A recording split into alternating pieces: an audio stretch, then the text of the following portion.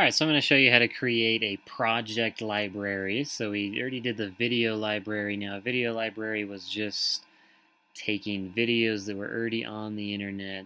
So you were just adding links. So for a project library, you're going to make several different pages and then link those pages onto one of your pages. So that might sound a little confusing, but let me give you an example. So I'm going to go to my site.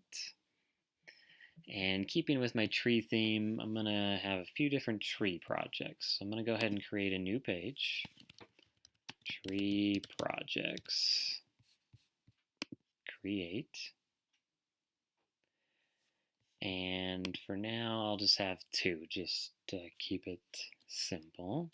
I'm going to have one where they create their own tree poem. And one where they create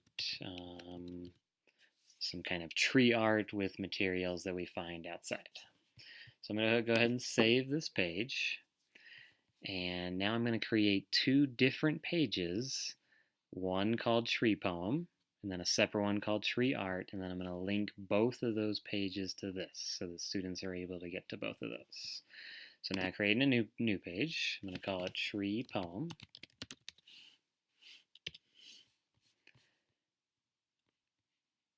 And to save time, I'll just make it really simple here. Write your own tree poem. So obviously, if this was a real assignment, I'd give them more and a rubric and all that. Go ahead and click Save. Now I'm going to go back to the one I already made.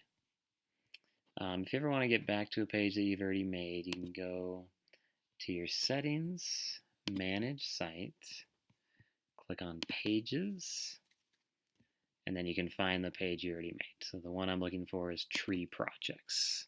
So I'm going to click there and it'll bring me back to that. So now I want to link this tree project page to the tree poem page that I just made. So I click the edit button, highlight tree poem, inserting a link.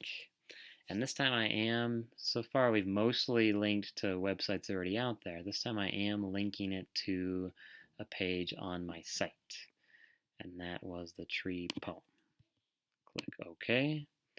And now that one's going to be linked to that page. I'm going to go ahead and save it. And now I'm going to create another page, and this one I'm going to call Tree Art. Give a quick description. Make a tree art project out of materials outside. Good. I'm going to save that, so now that page is made. I'm going to get back to my page of tree projects. I've already linked to the tree poem. Now I'm going to link it to the tree art page that I just made. So I highlight that, insert, link. I'm linking to a page I already made, tree art. Okay.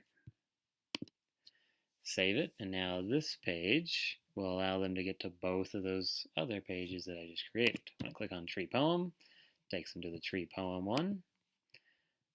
Go back. When I click on tree art, it takes them to the tree art one. Alright, so now all three of those pages are kind of floating around out there, so I want to get it somewhere where students can access it.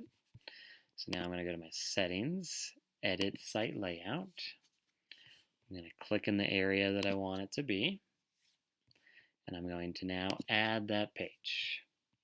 Now here's where you want to be careful and you want to label things clearly, because now I got 5 pages on trees, and I want to think, okay, which one do I want students to be able to access from the main page? And that's the project page. Because from the project page, then they can get to these other ones. So I don't want all those on my sidebar, otherwise it'll get really confusing. Click OK. It's on the bottom again, so I'm going to click up. OK. So now it'll pop up there under Tree Projects. I'm going to click Close. And now when students come to any of my pages, they'll see the Tree Projects there.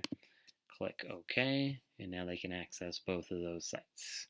So that's how you're going to kind of tie in the different pages that you create And you want to be very thoughtful with where they're going to go, what's going to link to what, and things like that.